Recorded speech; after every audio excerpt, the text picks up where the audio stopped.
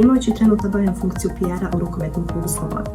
Naime, žurnalistiku sam pisala kako bi se bavila sportskim novinarstvom u budućnosti, a netko nakon diplomiranja imala sam priliku raditi najprije u fudbalskom klubu Sloboda, a zatim i u rukometnom klubu gdje sam i sad. Slijedi svoje snove, upišite studij žurnalistike u Tuzli.